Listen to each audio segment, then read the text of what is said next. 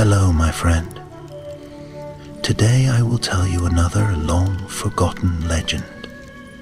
Close your eyes and let the magic transport you to Middle-earth.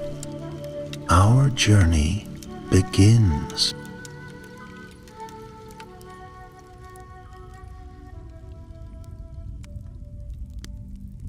On a quiet evening in the great halls of Erebor, King Dáin's second Ironfoot sat in thoughtful repose by the hearth's glow, deep in reflection. The lonely mountain's golden stones shimmered behind him, but within his heart flickered a quiet unease. The Emberstone, a rare gem gifted by Thorin Oakenshield, lay securely in the deepest vault, its gentle warmth speaking of friendship and hope. Yet this night its ember light was gone. Silence weighed heavily as Dáin stared into the embers. The Emberstone had vanished. No locks had been forced, no alarms raised. Instead, its disappearance whispered of cunning and intent. With its theft, a promise had been broken. His word, his vow to the memory of Thorin, and the trust of his people. Summoning his bravest warriors, he issued a soft but resolute command. They would leave under moonlight, seeking the relic in the east beyond Erebor. Among them stood Thorin, stout and loyal, grandson of Bifur, whose axe had tasted many foes' blood. Beside him strode Ori, the youngest of the company, whose wisdom belied his youth. Alongside them walked Brand, a silent sentinel famed for his resolute courage, and Hildi, the only dwarf maiden among them wielding both axe and insight. Dáin would lead them all, though his hair was frosted with age, and each step reminded him of years gone by. They made their departure in discreet hush. The gates opened on the moonlit courtyard, and the night wind carried the distant echo of Erebor's life, songs, laughter, and the rhythmic forging of blades.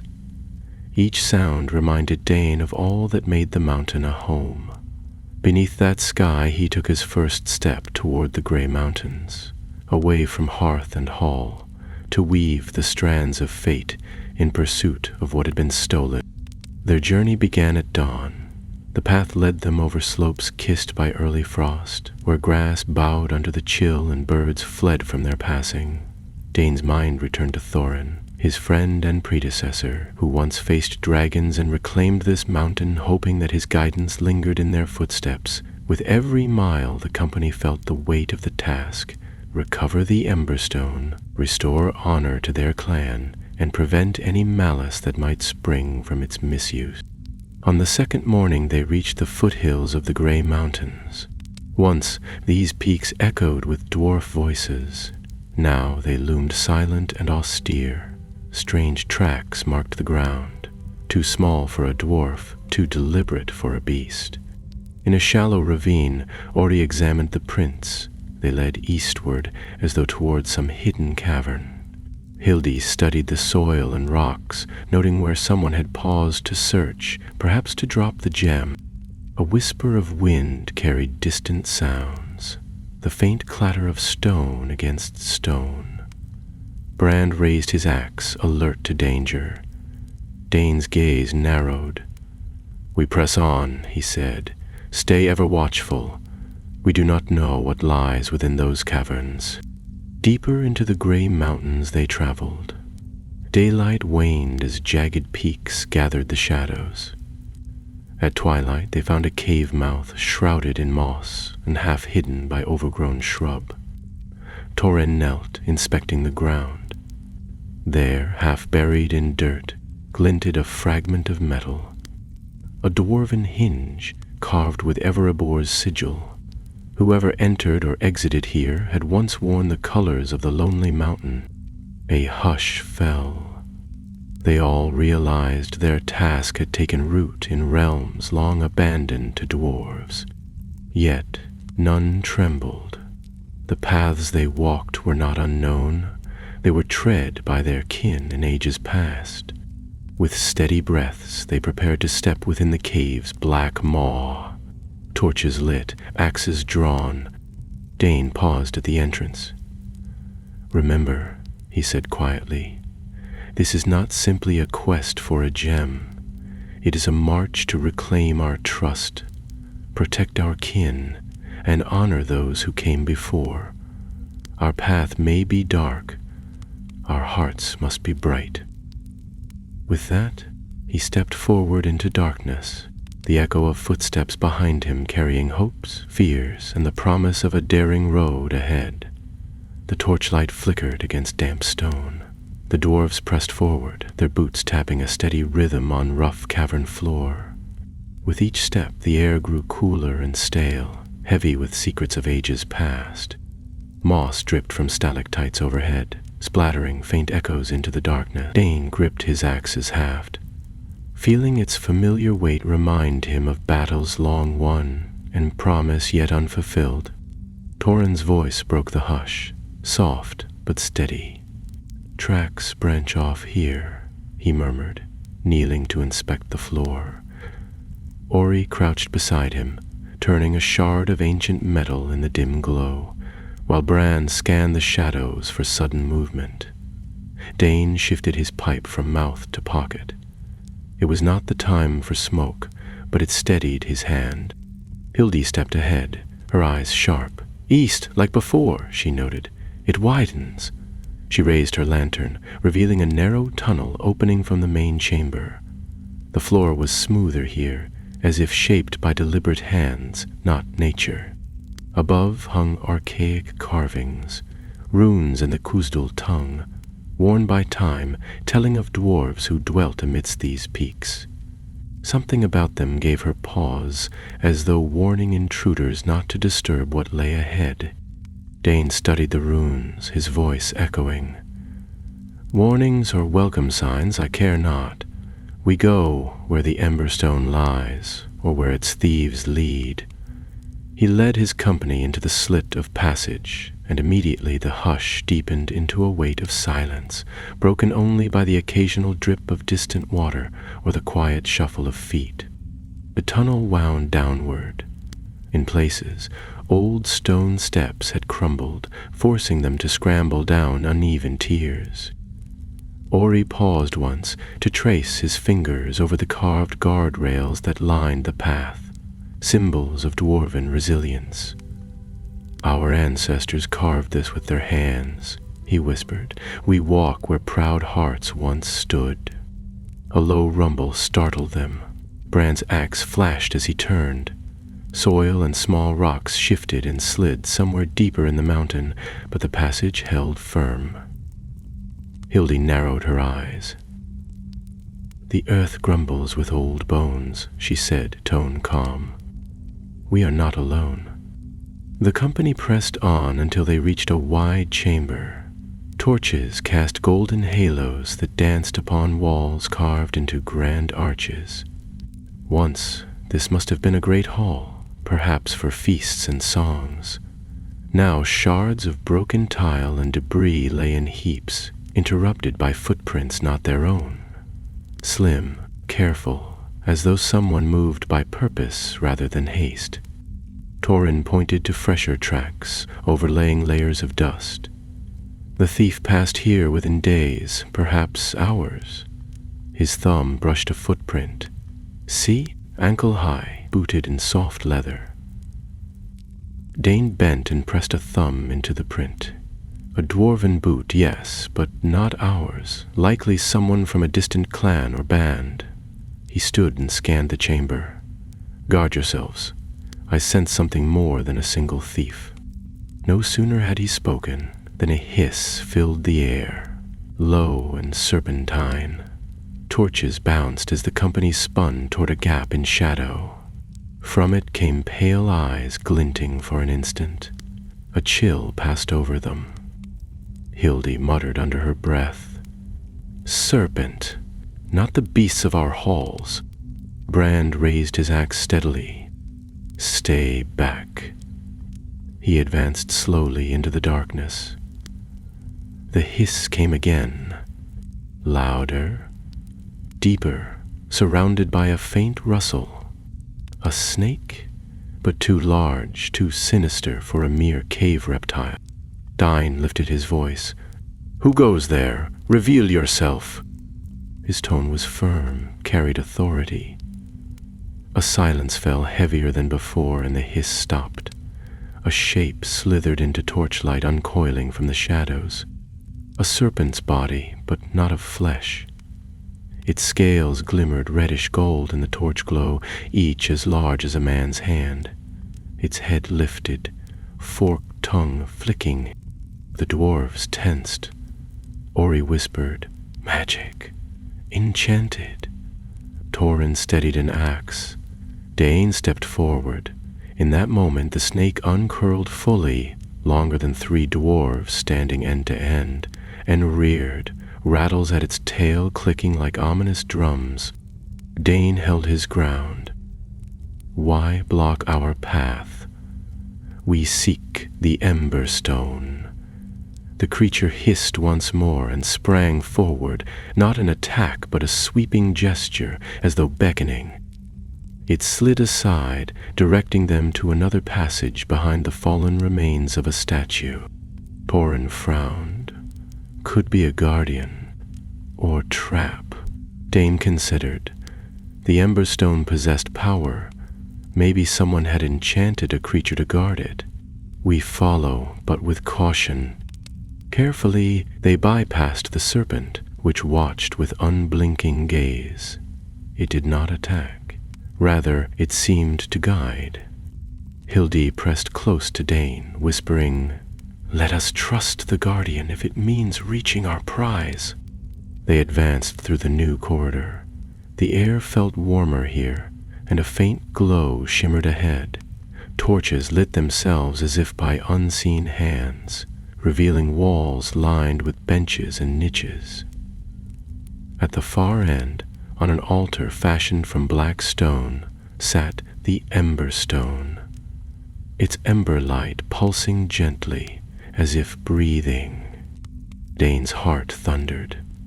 The gems shimmered like molten sunset within the dark hall, but before he could step closer, he sensed movement behind. Footsteps. Caught between prize and peril, he drew his axe ready. Ahead and behind, no resting yet, the conflict escalates, and Dáin stands on the threshold of recovery and danger. A tremor of anticipation spread through the company, as Dáin and his companion stood before the Emberstone, its ember light illuminating the hall in a soft, living glow that warmed the cold stone walls.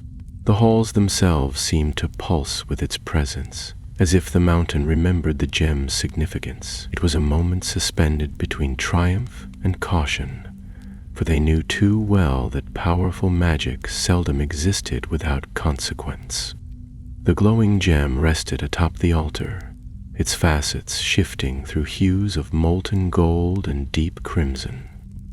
Ori, stepping forward with respectful awe, murmured, "It is more beautiful than any tale has described, yet I sense more than beauty."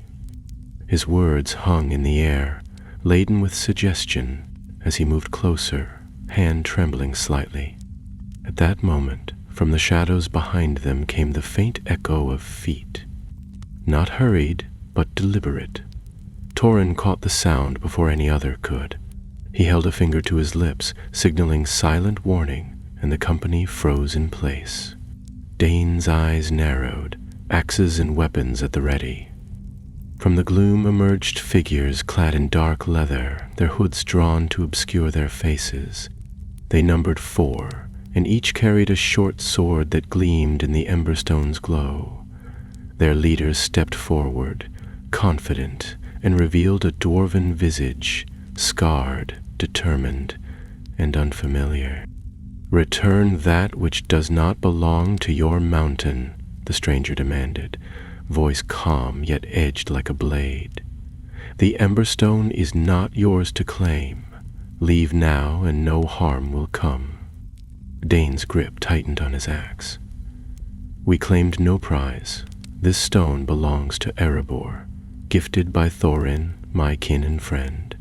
We have come to recover what was stolen, and shall carry it back by right." The stranger's lips curled into a bitter smile as he motioned to his companions, who spread into a line. "Then we stand in defiance. Step aside, or we take it by force." The silence that followed was as heavy as the mountain forging fires. Dáin weighed his choices, the honor of confrontation against a risk to his small company. Yet he would not back down. "We will defend it," he declared. "On this ground, justice lies with those who stand for honor." Steel rang against steel as axes rose. Brand and Torin flanked Dáin, Hildy at his side, all ready.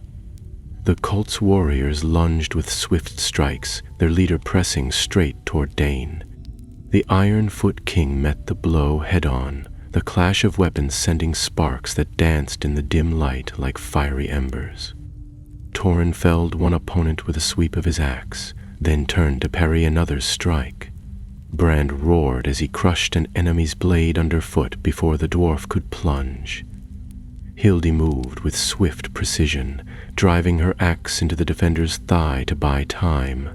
Meanwhile, Ori darted forward and swept a leg, sending a foe sprawling. The leader remained in a vicious dance with Dáin, each blow deliberate, each block and counter speaking of skill and intent. Their weapons rang hollow against shield and braced armor, and their footfalls stirred the dust from the floor, spattering against the altar's edge. As the clash of steel echoed, the emberstone pulsed brighter, as though reacting to their battle. Light concentrated around the gem, and for a moment the chamber seemed to narrow, the walls closing in upon them. The cult leader's eyes glowed with quiet triumph as he struck again, but Dáin, with the wisdom of age and the power of kingship, deflected the blow and answered with a crushing strike that sent the sword spinning from his foe's hand. The leader stumbled but did not fall, drawing a dagger hidden beneath his cloak. Yet before he could use it, Brand brought his axe down in a resounding blow against the cultist's shield, and Torin, seizing the moment, knocked him off balance with a strike to the shoulder. The leader tumbled back, eyes wide with shock as Dáin advanced, axe poised. "I would not dishonor you," Dáin said softly, voice echoing in the hushed hall. "But I will not tolerate thieves in my home." With that, he pressed forward. The leader yielded. In that moment, the conflict resolved. The other cultists, seeing their leader defeated, lowered their swords and backed away, guilt flickering in their eyes. Hildy's axe remained lowered, though her stance was ready to strike. Torin and Brand held their weapons firm, guarding the periphery. And Dáin stepped back and held out his hand to the fallen leader. "Tell me who sent you, and why you took the Emberstone. Speak truly, and you may yet find mercy." The leader accepted the offered hand, his shoulders slumping in defeat. "I serve none but purpose, one born of desperation and fear, not greed," he answered, one's hoarse with exertion. "The cult of those who remember the dragon's power seeks the Emberstone's magic, that they might resurrect fire in the world. I was but one seeking to bring it to their altar." A silence descended. Dáin's companions exchanged glances. They had expected theft, but not this revelation. The conflict, resolved in combat, now shifted toward truth and purpose. The true enemy was greater than thieves. It was the cult of dragon worshippers, hidden deep within the Grey Mountains, and now revealed. Dáin gazed at the Emberstone's glow, then back at the captive. "This ends here. We shall seal their altar and shatter their schemes." With gentle authority, he gestured for Ori and Hildy to secure the prisoner, while he lifted the gem from its altar. Its warmth pulsed in his hand like a living heart. As they turned back toward the tunnel entrance, trepidation mixed with determination. The enemy lay deeper within, and the path forward would test them anew. They carried both their prize and a dire warning that shadows lingered where dragons once soared. And so, with the Emberstone reclaimed and purpose renewed, they pressed onward, ready to face what lay ahead. The company pressed forward, their steps echoing in the long corridor as the Emberstone's glow cast dancing shadows upon the walls. Though reclaimed, the gem did more than light their path. It thrummed with a quiet energy that caused the air to stir softly around them. Each footfall was measured, for they knew that beyond this corridor lay deeper secrets and fiercer opposition, not merely thieves, but worshippers of draconic power. Dáin held the Emberstone close, feeling its warmth like a heartbeat in his palm, reminding him of the duty he carried. Tauren, his face lit by the pulsing gem, glanced over his shoulder and said, "It burns like dragon fire. Good the traitor's words speak truth. Cultists seek to rekindle such power." He paused, drawing a slow breath as his axe tip scraped the cavern floor. "We must find their shrine before they rally more to their cause." Hildy, stepping beside him, nodded with resolute grace. "I and our captive must speak. He will lead us to their lair, or we shall drag him, still bound if need be." Ori, tense but determined, bent to follow the fresh footprints leading deeper into the mountain. They have not retreated. They believe their magic is strong enough to defy us, yet they could not have done this alone. Walls have ears and stone perish songs in these halls. If we press on quickly, we might surprise them. His voice carried the hopeful stirrings of youth tempered by courage, and Dáin placed a hand upon his shoulder, offering both comfort and confidence. From time to time the captive stumbled and whispered directions in halting dwarvish, each reply leading them along twisting passages carved in ancient times. Corridors lined with carvings of dragon wings and dwarven runes. These marks, long forgotten by Erebor's lords, recounted an old alliance between dwarves and dragons, a pact born of fear, betrayal, and shattered trust. Hildy traced the runes under torchlight, her brow furrowing. "Revere the Dragon King," she murmured.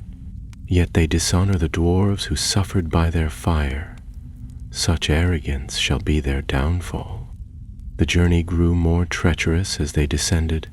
Where once sturdy stone had paved the floors, now loose rubble and slick moss made footing uncertain. The Emberstone's glow refracted on damp walls, revealing patches of crimson mold that thronged like embers amid stone. Their presence lent a strange warmth to the air, as though the mountain itself was stirring with dragonborn life. Brand paused and sniffed the air, recalling tales of sleeping worms whose breath once permeated the gray mountains. "This place remembers," he said quietly, voice low, "and it may yet awaken." As dusk faded to deeper night within the mountain's depths, they reached a wide cavern whose ceiling soared overhead like an ancient hall consecrated long ago.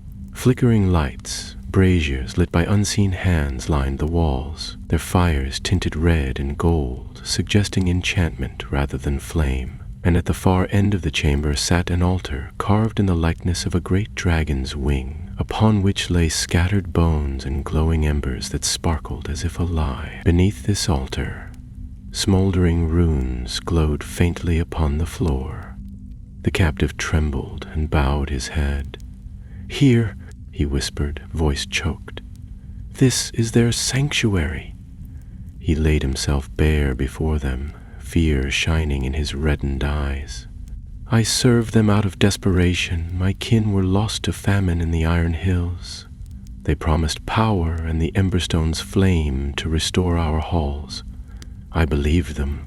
Soon we would bring Dragon's fire back to our bloodline." Dáin studied the altar, reading in its runes the words of half-forgotten bargains. He felt the Emberstone pulse more urgently, as if awakening.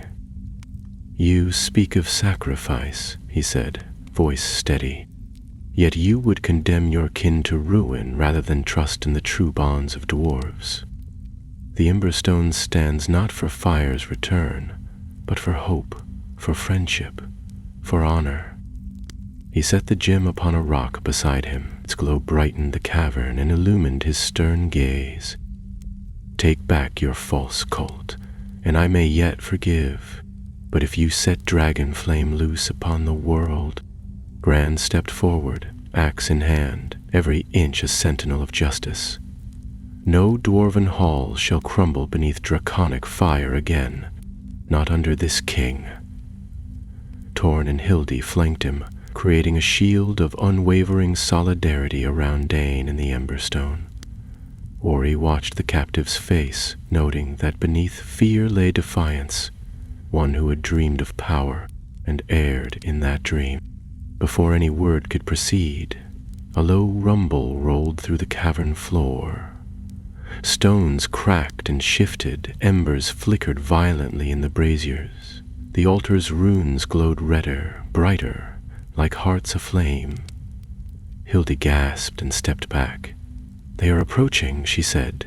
Then, from the side passages emerged figures draped in dark cloaks, their eyes aglow with fanatical fervor.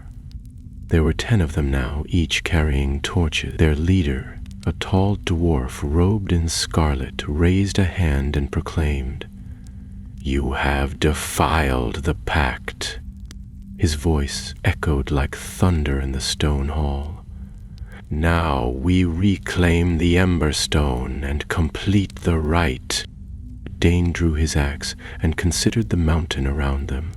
He understood that this was more than a clash for a gem. It was a struggle for dwarven soul and legacy. "Hold your line," he roared, voice booming through the cavern. The cultists advanced, weapons shimmering like teeth beneath torchlight. With Torin, Hildy, Ori, and Brand ready at his side, Dáin prepared to defend not just the Emberstone, but the honor of all Erebor and its kin. The conflict, deep and ancient, had only begun, and with dragon magic stirring, the storm ahead would test every measure of their courage and unity. The cavern's glare cast long, trembling shadows across the ancient stone floor as cultists surged forward. Their eyes glowed with fervor, and robes swept around their ankles like living embers. The air was thick with the stench of incense, and something more sinister, a smoky hint of dragon fire lingering in the dark corners. Dáin tightened his grip on the Emberstone, feeling its warmth pulse like a heartbeat in his palm, urging him onward despite the danger that pressed in. Torin met the cultists head-on, his axe whistling through the thick air as wood and flesh intersected with thunderous force that reverberated against the cavern walls. Each blow he struck was precise and full of dwarven pride, a refusal to yield to madness. Hildy moved with astonishing grace, her axe flashing beneath torchlight as she parried incoming blades with a warrior's finesse and a heart steadfast in loyalty. Brand roared his challenge, cramming his shield into the front line and pushing cultivators back with resolute strength. Ori, nimble and vigilant, dashed between combatants, clearing a path toward Dáin should he need it, his youthful determination shining bright. As the melee progressed, the Emberstone's gentle glow began to respond, its pulse quickening with every clash of alloy and steel, sending ripples of amber light across the cavern floor. Unease crawled through the group as the glow turned bright, then brighter still, until it illuminated the entire chamber as if lit from within. Abruptly, the Emberstone's flame erupted outward in a wave of sparks that scattered across the hall in dazzling motes of light. The cultists staggered, shields popped free, robes scorched, and through the sudden illumination, the assembly beheld their leader, tall and rigid, with eyes burning as though he held the embers of a dragon's heart. Dáin seized the moment. Lifting his axe high, he advanced toward the scarlet-robed leader, whose staff, crowned with a carved dragon's head, pulsed with magic of its own. The difference in their power was clear, dwarven steel against sorcery born of darkness. "You steal the future of our kin," Dáin thundered across the cavern. "But tonight you forsake your own name and honor." The leader's voice echoed like rattlesnake on stone, crooned and chilling. "The age of dwarfs is done, Ironfoot. From dragonfire shall a new realm be born. I will not abandon my purpose." He raised his staff and drew fire from the embers beneath the altar, conjuring a blaze that mirrored draconic flame. The heat rushed outward. The Emberstone pulsed again at his touch, and the heat recoiled, bending away from him as though repelled by ancient magic. A bolt of fire hissed from the cultist's staff, striking a stalagmite nearby. It cracked and splintered inward with a shudder that shook the ground beneath their feet, dust pluming upward.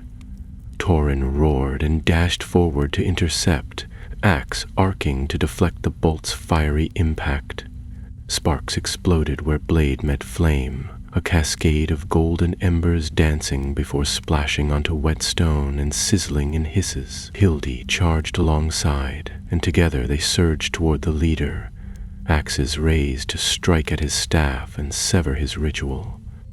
Brand came up behind, shield swinging to knock enemies aside as he forged through to aid his comrades in disrupting the resurgent magic.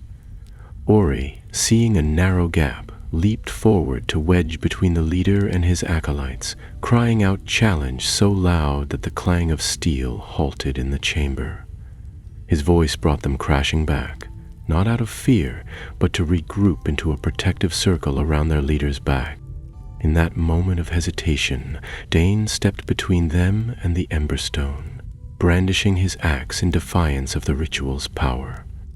With deliberate precision, he hurled the Emberstone upward toward the cavern ceiling, its light scattering in a burst of golden radiance that struck the runes carved above the altar. The stones cracked and parted, and from their fissures came a hiss not serpentine but mechanical. A fiery beam shot through the chamber, striking the cult leader's staff and shattering it, extinguishing the conjured flames in an instant. The chamber's heat receded, and the Emberstone floated back down into Dáin's waiting hand, unharmed.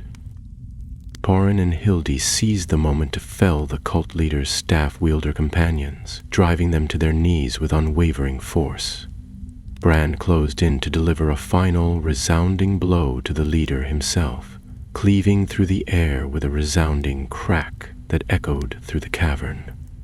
But as steel met flesh, the leader dissolved into ash, a whisper of red smoke spiraling upward, dispersing within the cavern's vaulted ceiling. No body remained, only a charred cloak, falling to the floor and slowly smoldering before going cold. The cultists, leaderless and astonished, dropped their weapons and fled toward darkened tunnels. Only the captive remained, eyes wide, his knees met by hesitation. Dáin maintained his stance, axe lowered but unyielding. The Emberstone pulsed once in relief, then settled softly. In its golden glow, the cavern regained calm. Dáin turned to his companions, Tauren, Hildy, Ori, Brand, and nodded. Words were few in that moment, for none needed be spoken. The threat had been quelled, the Emberstone reclaimed, the cult's flames extinguished. Still, the mountain whispered uneasy echoes. Far beyond, the paths remained twisted, the ancient pacts fragile. Though this battle was won, Dáin understood that their quest was not yet over. Far beneath the earth, more tunnels awaited, more secrets lay hidden, and the embers of draconic worship might yet smolder in undiscovered sanctums. As they gathered, he spoke in low tones that carried both weariness and resolve. "We have quelled this flame tonight, but the mountain still holds its mysteries. We press onward, deeper still, until the cult of dragonfire is no more, and Erebor stands secure, forever free from the shadows of the past. And together, with the Emberstone's gentle glow guiding their path, they stepped forward into the maze of darkness beyond, undaunted, united, and unbroken. Though the air was calmer now, the cavern's hush bore a weight that pressed upon the company with a tangible hush. The Emberstone, still aglow in Dáin's hand, cast a halo of warm light upon their weathered faces, illuminating waning determination and fresh resolve alike. They advanced deeper into the maze of tunnels, the echo of their footsteps a solemn hymn beneath the mountain's vaulted heart, for each mile carried them further from light and nearer to buried truths. Torin, whose armor bore scuffs from the recent clash, kept watch beside Dáin, his voice a low rumble as he said, "The cult's heart lay deeper than this hall, and without their leader they may scatter." Hildy, pressing close and her axe at the ready, responded, "We must at least recover their holy shrine, shatter its idols, and lay waste to their magic. Only then will we be sure the Emberstone remains the property of Erebor alone." Brand, his shield still scorched along one edge, took up the tone of caution. "There are channels beneath this place known to few in Ereborn, forgotten paths and secret shafts," he said, tracing the map in his mind alone. "They could slip into those, hidden by magic and mountain. We must be both swift and wise, lest they lead us astray." His grip on the shield tightened, and Ori, young yet steady, offered quietly, "Let me go ahead. I can trail their path by the symbols they left, scorched marks, footprints that glow with ember dust, even rune glow that lingers. I can lead us to where they plan next." Dáin nodded, placing the Emberstone upon a broad slab of stone mounted on the side wall. Its glow illuminated a small chamber. "Then step lightly, but lead. We may need both your eyes and your steady heart." Ori bent to study the ground and walls. Here, scorch marks raked the floor in jagged shapes. Ember dust settled into grooves like crimson snow, and faint runes glowed from rock as though alive. Hildy knelt to brush her gauntlet through dust, revealing the mythic likeness of a dragon's head carved at a junction in the tunnel. "A branching point," she remarked, glancing up to Dáin. They intended to choose between paths. The company moved, Ori stepping carefully forward, feet silent, passing into the deeper, narrowing galleries. Each turn brought them deeper into earthen silence. Occasionally distant drips of water echoed, as though the mountain wept. Occasionally a scuttle of unseen vermin rattled across their route. Between those muted sounds, the Emberstone's hum seemed louder by contrast, reminding them of the powers they sought to protect and the evil they sought to destroy. Suddenly, ahead of them, the tunnel widened again, this time into a grand cathedral-like cavern. Vaulted rock walls soared overhead, out of torch reach, and glowing veins of crystalline ore ran in twisted fractals across the ceiling and walls, reflecting their torchlight and casting prismatic patterns upon rough stalagmites. At the center, sprawled upon the rocky floor, lay the remnants of a ritual circle scrawled in embers, a shallow saucer of black stone embedded with glowing fragments that pulsed faintly. The Emberstone pulsed in reply. Ori knelt again to inspect. "This was their ritual site," he murmured, sweeping a hand around the circle's edges. "They sought to draw power from the earth, but halted before completion." Brand pointed down the cavern's near side, where 5 cloaked figures lay bound, gagged but alive, each wearing the remnants of draconic medallions, small talismans molded in dragon's fang. "They are cultists," he observed, "nearly finished their rite, then abandoned it in haste. Perhaps news of their leader's death reached them." Hildy stepped forward to examine the medallions more closely, her features troubled as she looked up at Dáin. "The fang tokens bind them to service of dragon's magic. They would awaken again, once freed, if not cleansed, or if they returned to darkness. Dáin closed his eyes, weighing the moment. We contain this threat here. These souls are still dwarves, lost, broken, but dwarves. They can be remade, redeemed. His gaze fell upon the Emberstone, still glowing. If we simply destroy them, we risk losing their kin to the same despair that led them astray. Instead, we will bind the ritual site, cleanse the tokens, and bring these back to Erebor for counsel and judgment. His voice carried authority that rang clear, and even Ori raised his eyes in surprise at such mercy from a dwarf king. As they worked to bind the circle, Hildy chiseling rune seals into the stone perimeter, Brand forging an iron rod bent into a protective loop, Torin standing guard. Ori gathered the bound cultists and began to remove each medallion. The Emberstone's glow faded slightly in his grasp, as though in silent approval of the reprieve. One cultist, whose crimson cloak bore the emblem of a once noble clan, wept as Ori held the draconic talisman in hand. "We meant salvation," he whispered, voice trembling, "but we were fooled. I am Ered, son of Farin. His voice caught. "We sought to restore honor, not bring ruin." Ori placed a hand on the man's shoulder. "You will come with us and you will tell all. There is honor in confession and greater honor in returning." The man bowed his head, tears flowing free. Hildy lit a torch and brought it to the circle. Flames licked the runes carved into rock, and the ritual circle crackled and dimmed, the embers sputtering out until the stone was cold and gray. With careful gestures, she smashed the fang tokens in the center, their fragments falling still, lifeless. The glow in the cavern died, only the amber gleam of the Emberstone remained. Dáin reclaimed the gem and handed it to Brand. "Guard it well," he said quietly. "Its power should not be carried below, but return to Erebor with all haste." Brand accepted, his grip firm like vow-wrought metal. The company looked across the cavern, the threat contained, the cultist bound, the Emberstone safe but still deep beneath the mountain. The way back awaited, and with it the promise of Erebor's fiery halls. Yet each step away tunneled still more deeply into unknown shadows and whispered secrets, a reminder that the journey was not yet done, and the mountain's heart still secrets held.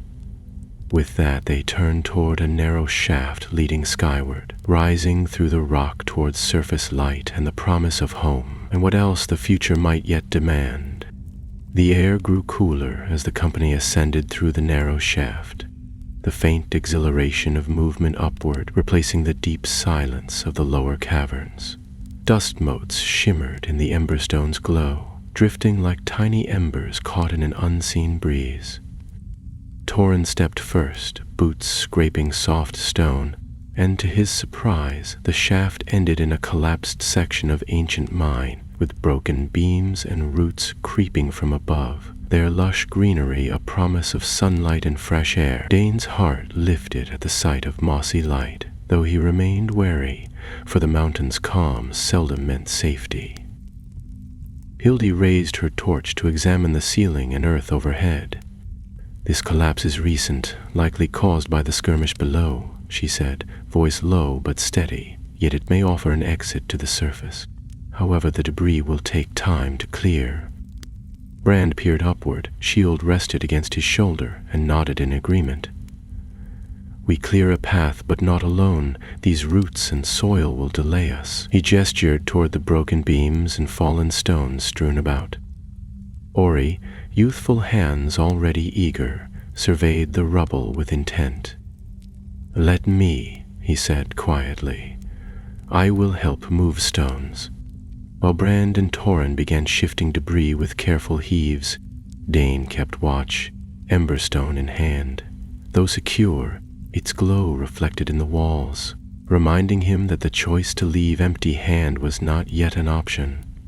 The captive cultist, Ered's son of Farin, sat nearby with 2 bound companions, eyes lowered, speaking in subdued whispers that carried guilt and fear. Dáin remained careful not to free them until above ground, where light and truth might cleanse their souls. Meanwhile, in the earth above, songbirds warbled, and an open sky winked between roots and leaves.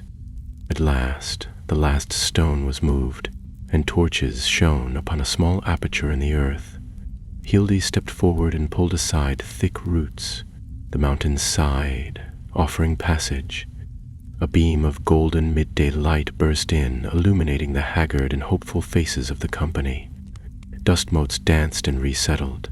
For the first time in many hours, Dáin tasted the fresh, clean air of the world. He inhaled deeply and closed his eyes, remembering the vast golden halls of Erebor, its hearth fire and kin, and the warmth of home. Bran moved to help Ered toward the opening. "Walk," he encouraged gently. The captive's legs trembled under their binds. Orin Torin offered arms, guiding the others upward. Sunlight poured through the aperture, and their eyes adjusted to the brightness as they climbed out onto a hillside overgrown with wildflowers and grasses. Below, the gray mountains rose, jagged and silent, their secrets buried beneath eons of stone.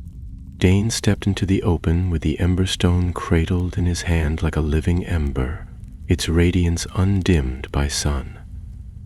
He looked toward Erebor, distant yet visible, its towers and spires shining like a beacon on the horizon, and felt a surge of purpose. "We are not yet done," he said, voice carrying across the breeze. "But we have reclaimed what matters most. We have undone a ritual that sought to chain dwarves to dragonfire. Now Erebor must judge those who would betray us, and we must guard this gem until it sits in its rightful place." As they descended the hillside toward known roads, Ered spoke softly, voice steadying. "I will tell all I know of the cult, its secret caverns, and of those who first planted this idea. I will stand before your court, King, and beg pardon for my people." Dáin met his gaze. "Then you shall have your chance, and if truth and remorse guide you, there is hope even for a broken oath." Ori slipped beside Dáin, quietly recounting the route to the hidden cavern and offering details about runes, the ritual site, and the possible remnants of cult holdfasts. "Truth is woven in the stones here," he said, "yet more lie beneath. We should return with scholars and guards to cleanse fully what remains." Hildi and Torin exchanged determined glances. Bran nodded once, sharply in agreement. The journey back to Erebor stretched before them, light and warmth now guiding every step. But Dáin understood that the hardest trials awaited upon return: the reckoning with kin, the judgment of cultists, the shoring up of defense, and the final placement of the Emberstone in its rightful vault. Yet in that moment, bathed in daylight, he allowed himself hope. For honor restored, for his mountain's future, and for the promise of peace that begins when deeds of darkness are met with unwavering light. As the lonely mountain's silhouette grew nearer, Dáin Tekken Ironfoot felt the weight of kingship settle again upon his shoulders, not his burden, but his vow renewed, to protect his people, to preserve their honor, and to hold forever the glowing ember of hope in the heart of Erebor. And so, with hearts united and purpose clear, they walked home, bearing light from the depths of shadows toward the hearths of kin and the dawning of a new age. As the company traversed the winding roads that led toward Erebor, the lonely mountains' towering silhouette deepened in the distance, bathed in golden afternoon light, and each step carried the weight of their labor and the promise of resolution. The Emberstone nestled in Bran's pack, its glow held tight beneath layers of cloth and dwarven steel, a pulse of purpose guiding their footsteps homeward. Ered, son of Farin, walked between Torin and Ori, his shoulders squared, though he shifted uncomfortably at every bustle of the road. Behind them followed their stalwart companions, eyes alert for ambush, though the day betrayed no threat, only the rustle of wind through grass and the distant cry of mountain wild birds. Ahead, the ancient gates of Erebor yawned open, their great doors inscribed with runic symbols of welcome and watchfulness. At their threshold stood a gathering of dwarves, guards, nobles, and curious kin, each face a blend of pride, apprehension, and expectation.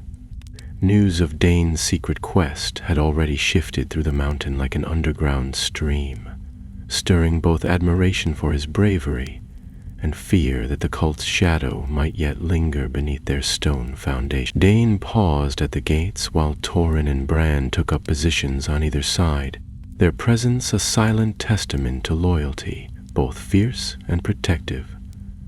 He stepped forward into the corridor of carvings that depicted Thorin Oakenshield's company reclaiming Erebor, and felt the echo of history beneath his feet.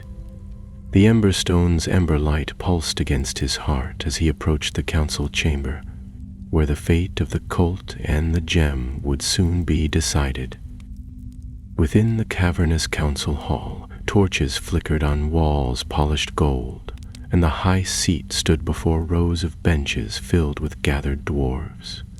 Lords from distant holds sat beside Erebor kin, their expressions sober with concern. At the dais, Dáin took his place.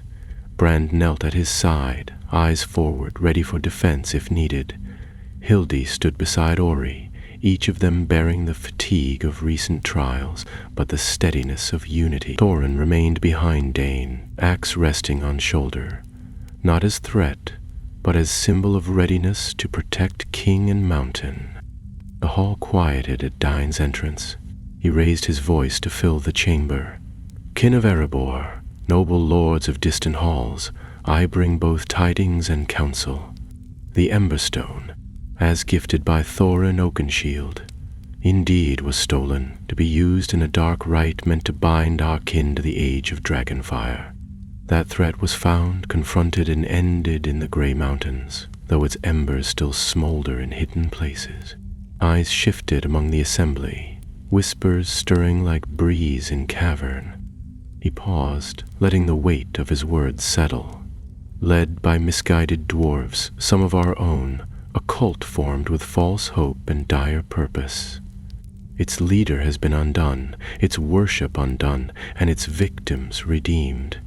Among them stands Ered, son of Farin, who has confessed and aided us to their heart. Dáin's gaze found Ered, who clutched his medallion's stitches, and he nodded in acknowledgement. Thea's truths are not easy. As king, I propose not the death of all who strayed, but the chance for redemption. Let those of remorse prove their loyalty anew. Let the Emberstone be returned to its vault where it belongs. Murmurs rose in the hall, some loud with relief, others subdued with doubt. A lord from the Iron Hills rose, tall and stern, voice booming. King Dáin, I commend your valor, but mercy must not invite weakness. If any harbor the darkness of Dragonfire within their blood, let them be cleaved from our kin. Hildy stepped forward, axe at her side, confidence in her voice as sharp as steel. True loyalty is strengthened by forgiveness as much as by justice. Those who admit wrong and step forward reforge bonds stronger than vengeance. Brand stepped beside her, echoing the sentiment with calm strength. Justice tempered with mercy ensures that Erebor remains a beacon, not just of gold and might, but of dwarven hearts. The conversation unfurled, heated but respectful, as kin debated mercy and righteousness. Dáin watched intently, weighing every word, until finally raised his hand for silence. The Emberstone has been restored, the cult dismantled, the stones beneath this mountain are cleansed. Now we must decide not just our punishment, but our path forward. He He signaled, and Bran presented a pouch holding the Emberstone, its glow steady and unashamed. Hush fell. Moment of culmination, the return both of gem and of hope. One by one the lords voiced their judgments. Some called for exile to the Iron Hills for cultists, others for service within Erebor as reparation. Many argued for both. Ered, son of Farron, knelt and addressed the hall, voice firm yet humble. I offer my life to serve Erebor, to rebuild what was broken, to prove my loyalty by action and by oath. His words hung in the air before Dáin rose again, dignified and resolute. Let it be known that those who seek forgiveness through deed and loyalty shall find a place here. Let the Emberstone be sealed in the vault, and its light remind us not just of dragonfire undone, but of hearts rekindled in unity. He gestured toward Brand, who ascended to place the Emberstone upon its rightful pedestal within the vault's guarded sanctum, its glow sealing the pact in secret rune. When the doors closed behind them, Erebor's lords turned to Dáin with faces softened by relief and newfound purpose. The cult's threat had passed, the Emberstone was safe, and unity, wrought through mercy and strength, lay restored. As torchlight danced on gold stone walls, the chapter closed, yet in Dáin's heart a vigil remained, the promise to hold both sword and mercy in equal measure, guiding future ages with roots deep as mountain and light shining like ember in dark. The golden tunnel from the council hall to the vault held a hush as heavy as the stone above. The dwarves' footsteps soft in reverence for the Emberstone's sanctified return. Each tread carried weight, not just the physical burden of armor and fatigue, but the spiritual heft of a deed completed and a promise renewed. As Brand secured the final seal and the Emberstone's glow faded to a gentle ember, Dáin turned to his companions, pride and gratitude woven into his expression, for they had journeyed far beneath the mountain's heart to deliver this sacred artifact home. Ered, son of Farron, stood among the assembly of dwarves awaiting their king's word. His bowed head and trembling hands spoke of penitence, yet in his eyes flickered the spark of regained purpose. Dáin placed a firm hand on his shoulder and said, Ered, your path to redemption does not end here with your confession, but begins anew in service to Erebor. You shall aid in the cleansing of forgotten halls, protect them from dark remnants, and rebuild what was marred by air. In this, you shall earn your place once more. Ered raised his gaze, eyes steady with resolve, and bowed deeply in gratitude. Torin and Hildy stood at Dáin's side, their presence a testament to loyalty reborn from fire. In their steady posture and resolute features lay the strength that had carried their company through cavern and conflict. In their ascent and return, they had proven more than warriors. They were guardians of honor. Bran's eyes held the Emberstone's glow long after the gem had quieted, for he understood the larger duty entrusted to them, to keep its light alive in hearth and hearth, as a symbol of unity and vigilance against shadows. After deposits of forgiveness were made and verdicts declared, the dwarves began to disperse into the buzzing corridors of Erebor. Torches glinted off polished stone, and murmurs of relief and celebration filled the air like a warm breeze. Dáin and his company paused in the corridor that overlooked the grand hall, where a feast was being prepared in their honor. Tables were set with the spoils of the northern wilds, roasted fowl, oatcakes spiced with honey, smoked meats, and flagons of crisp mountain ale. Banners fluttered softly from the rafters, gold and red intertwined, symbolic of Erebor's future, and dwarves of every hall spoke of the king's courage and compassion. Dáin placed his hand upon the rail, smote tread now the bustle below with quiet satisfaction. He spoke softly, voice calm yet resolute. Tonight we celebrate the reclamation of the Emberstone and the redemption of hearts once lost. Tomorrow I will establish sentinels to watch the gray mountain's secret caves, to guard against any resurgence of dragon worship. We will honor the fallen by rebuilding their halls, lighting their forges once more, and ensuring that no dwarf strays into darkness for want of hope. Hildy wiped sweat and ash from her brow, but her spirit shone brighter. Your words hold the promise we all feel in our bones, my king. I will lead scouts into the gray mountains at dawn, to cleanse each cavern we know is sullied, and to unravel any secret cult beneath. Torrin stepped forward, voice solid beneath his pride. And I shall stand with you, brother. Erebor stands, because dwarves stand together. Let that be known. Bran nodded once, contemplative and steadfast. I will guard the vault and the Emberstone, ensuring that its glow is never again misused. Its oath shall be ours to keep. Ori approached Dáin, clenched fists of determined youth. I will compile the histories of this journey, of the runes and rituals, the paths we took, and the symbols we uncovered. Let no dwarf forget this lesson, taught beneath stone and flame. Dáin looked upon each of his companions with pride swelling in his chest. So be it, he declared softly, standing taller beneath the vaulted ceiling. Tonight, we rest in peace. Tomorrow, we act with purpose. For Erebor, for our kin, for the flame of hope that our actions have rekindled. Beneath their feet, the mountains seemed to echo his vow, as though stirred by hearts alight and a future reclaimed. They descended to feast and fellowship. The Emberstone's glow sealed away, but its presence felt in every cheer, every pint lifted, and every hearty song that rose beneath the vaulted golden halls.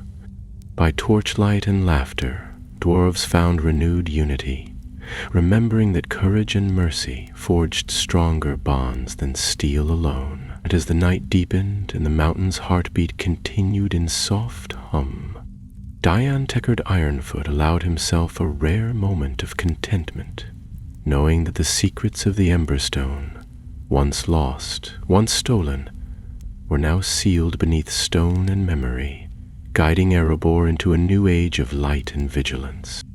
Thus ends this chapter of their adventure.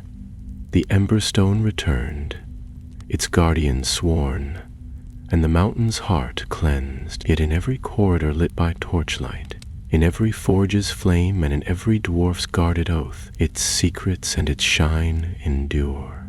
An ember of hope in a world that, for all its shadows, still turns toward the dawn. Dawn broke over Erebor with soft hues of amber light filtering through narrow windows carved into the mountain's golden walls, and in the heart of the great hall, the aftermath of celebration still lingered in the air as a quiet hum. Torches guttered in quiet remembrance atop tables now cleared, and the embers of camaraderie still glowed in the eyes of dwarves who had feasted and shared tales until long past midnight. The Emberstone lay sealed behind thick iron doors in the vault, its light held only by those sworn to protect it. Yet its warmth had taken root within the mountain's heart, and its people outside, on the terraces that overlooked misty valleys, Dáin Ironfoot and his companions convened beside a rough map spread across a wooden table, their expressions set toward purpose renewed and task ahead. Hildy, whose determination matched the steel of her axe, pointed to a darkened region on the map. The gray mountain's deeper reaches, where the cult's influence might still stir in hidden caverns and forgotten shafts. Her voice carried the certainty of duty. We found their shrine, but only one. Their numbers may have scattered into remote hollows or ancient strongholds. Our scouts must press far and wide, cleanse each cave and sealed tunnel. Each must shine with rune flame of Erebor's protection. She drew a rune of sealing upon parchment, explaining how its inscription would bar dark enchantment from re-emerging. Torrin, broad-shouldered and resolute, nodded along. I will lead a company of scouts into the high passes. We will chart each cavern, seal every entrance, and report any sign of cult activity. We shall rebuild watchtowers where once there were only echoes." He tapped the map, his voice solid as mountain stone.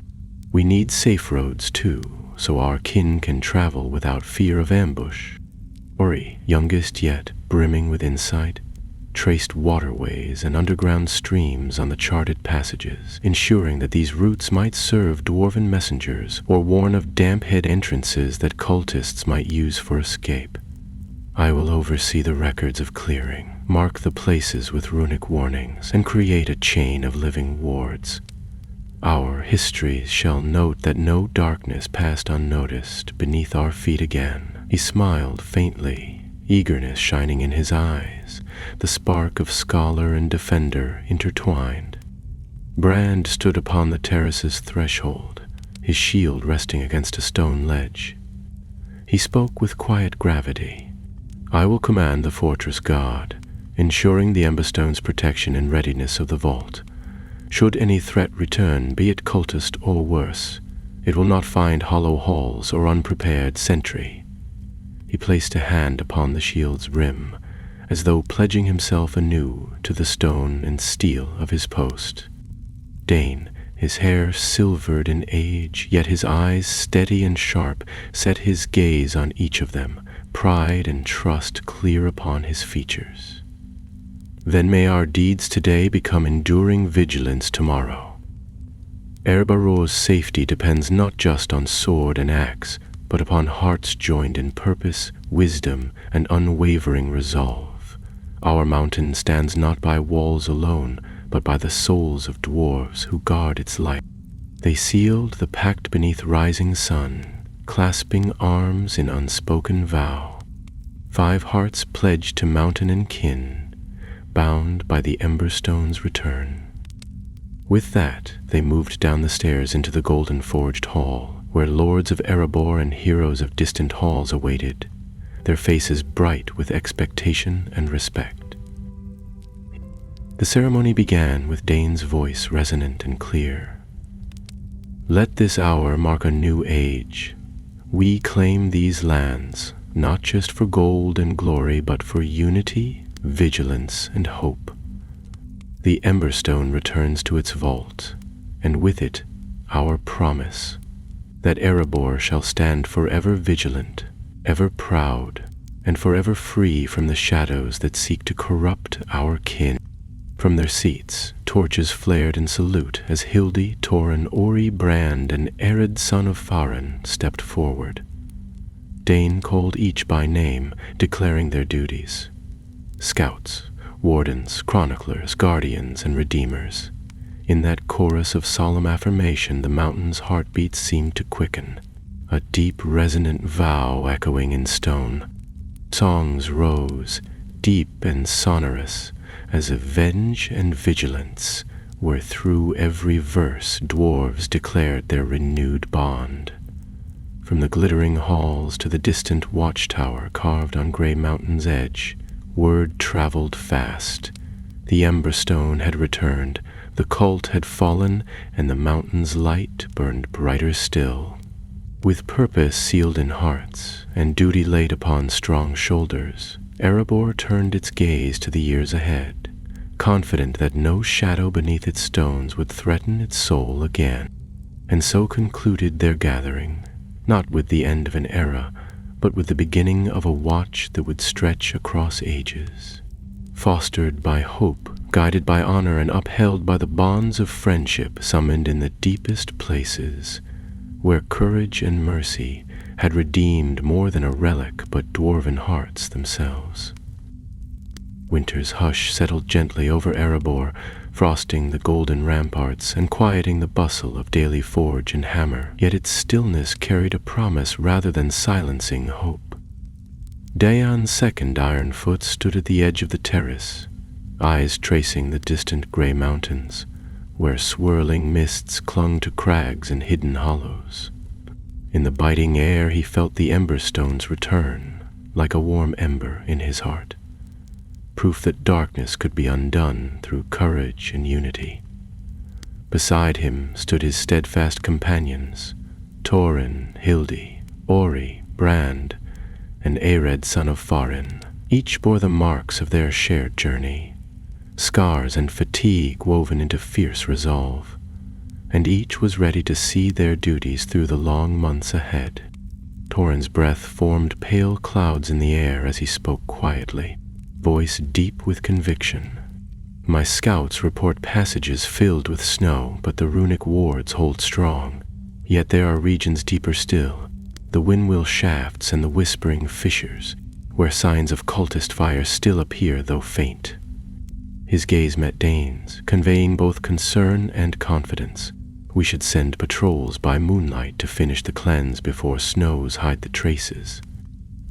Hildi stepped forward, cloak dusted with frost despite the terrace's shelter. Her tone was calm and assured as she said, "I will lead 2 squads through the whispering fissures come next moonrise. We bring torches and sealing runes alike, and no dark flame shall light these halls again." She touched the axe at her belt, the symbol of her determination to root out any lingering corruption. Ori, pressing the map into Dáin's hands, gestured to unexplored veins beneath the mountain's roots. "Knowledge must guide our actions," he said, voice clear in the crisp morning air.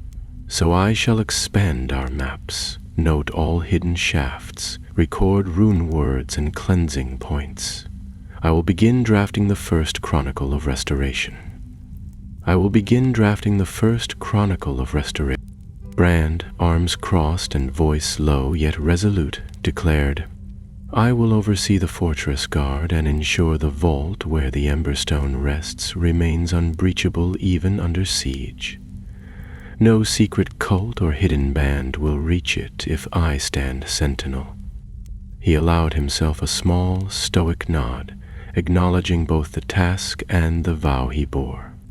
Ered, son of Farin, stood at attention, though he trembled slightly against the cold wind. Seeing that, Dáin softened. "Ered," he said, stepping close, "you have earned the trust of Erebor, not merely in confession but in action." He placed a hand upon the youth's shoulder, as though passing a mantle of responsibility. "You will lead the rebuilding of the Iron Hall's lost forges and guide those who faltered back to light. Your redemption will be faltered back to light. Your redemption will be faltered back to light. Your redemption will be faltered back to light. Your redemption will be faltered in song and steel." The companions nodded as the mountains sang beneath their boots. The king's voice rose, steady and clear above the hush of winter air. "Then let it be so. Erebus halls, forges, tunnels shall echo with purpose once more. Come spring we stand renewed and vigilant. Until that day we labor quietly, but our efforts shall speak louder than words." They clasped forearms in silent oath, faces set with unwavering resolve. Snow-coated terraces and distant sunlit peaks bore witness to their vow, and in that moment Dáin felt the weight of kingship anew, not carried in crown or gold, but anchored in duty, love, and unbreakable bonds. The companions split to their tasks, Thorin to scouts in the high passes, Hildi to the whispering fissures, Ori to manuscripts and maps, Brand to fortress halls, and Ered to rebuilding workshops. Only Dáin stayed atop the terrace, watching them go, heart quiet with pride and anticipation. He traced the distant slopes once more, the wind tugging at his cloak and the mountain's breath echoing softly through the cairns below. In that silence of winter's embrace, he offered a silent vow of his own, to preserve the Emberstone's light, to guide his kin forward, and to stand ready in shadow as the mountain stood in stone. And though the snows would impede tracks and silence halls, the bonds forged beneath the mountain's heart would remain, steadfast as the stone itself. And in spring, when blooms stirred and the mountain stirred with them, Erebor would rise anew, shining like a beacon of hope in a world still wary of its shadows. Thus concluded their fellowship beneath winter's sky, the Emberstones secure, the cult undone but not forgotten, and the mountain's guardians summoned once again to watch, work, and wonder at the promise of days ahead. Scribs stirred beneath the mountain's mantle, coaxing life back into crevices that winter had sealed in silence. At the foot of Erebor, the thawing snow revealed tracks anew, signs of renewal rather than retreat, of hope rather than despair. Dáin's second Ironfoot stood near the forge halls, his steady gaze watching for steam-dusted smiths and apprentices, their hammers echoing through vaulted chambers as fire and metal danced in unison. The Emberstone remained secure in its vault, its glow a hidden promise, while the mountain itself pulsed in quiet harmony with the hum of youthful endeavor. Alongside him stood Ori, pen in hand and scrolls unfurled, chronicling every step of their perilous journey. Runes catalogued, cavern maps annotated with notes on ward seals and ritual remnants, and entries praising bravery tempered by mercy. Ori's voice softened with care as he explained, "King Dáin, I have recorded 36 sites where cult influence lingered, each cleansed, and 5 new wards set to stand until the crafts of future generations renew them." He rolled the parchments and bowed, his eyes bright with pride and purpose. Nearby, Ered's son of Farin guided a group of young dwarves in erecting a new forge within the iron hall, its hearth roaring with fresh life. Sparks flew as he demonstrated technique, patiently instructing each hand. When Dáin asked about his progress, Ered wiped sweat from his brow, smiled and said, "The hammers sing their song again, my king.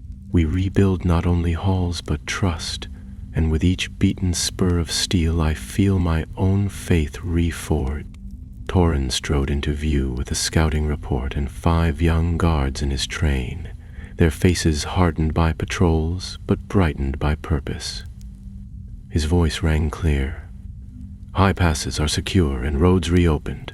No sign of returning cultists, and the wards stand firm. We have mapped emergency routes connecting Erebor to frontier holds. Should we ever need to respond swiftly, we will be prepared."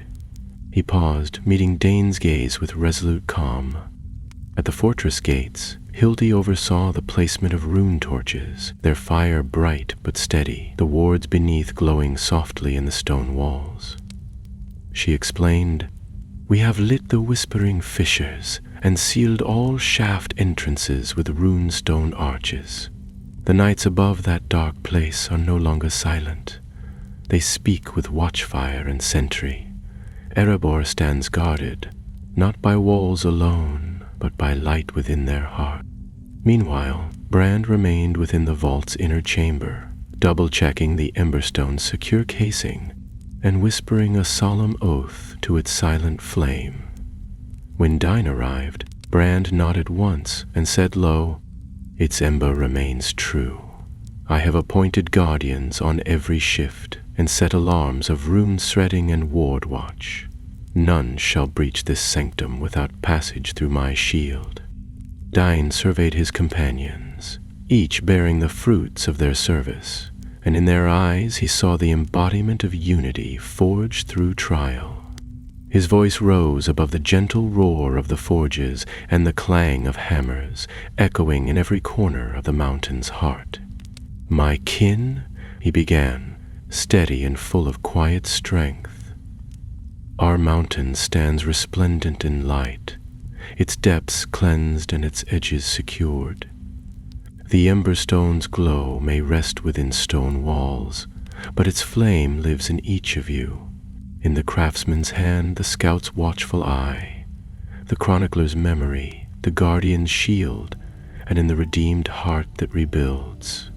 He paused as the assembly gathered before him, dwarven voices hushed in respect, for in that moment they recognized that their endeavor had been not mere duty, but covenant. With thoughtful grace, Dáin continued, "Let future generations read in our records that we faced darkness, born of our own kind, and answered it not only with steel, but with mercy and courage. Let our mountain shine as a beacon to all dwarves, that hope may be lost, yet also found again within unity and rightful purpose. The crowd opened in respectful nods, and then in a spontaneous cheer of affirmation that echoed under golden arches. Torches flickered as dwarven kin embraced. The clang of tools was raised in jubilant return to work, and laughter wove through stone corridors like newly lit embers come to life. That evening, as dusk draped the mountain in violet hues, and the great forge fires glowed in sweeps of orange against dark stone, Dáin paused by the vault's sealed doors, placing a final rune upon its arch. He rested a hand upon the cold iron, whispering, "May this stone and all it has shown guide our mountain in days ahead." He turned, footsteps echoing on polished stone, and, as he exited into the warmth of community and craftsmanship, he carried with him the quiet assurance of a king whose heart and whose home had stood firm against shadow, rekindled at the end of their greatest trial. And so ends this tale of courage, mercy, and renewal in the depths of Middle-earth, where the secrets of Dáin to Ironfoot were both tested and treasured, and from shadow and stone emerged a mountain and a people reborn.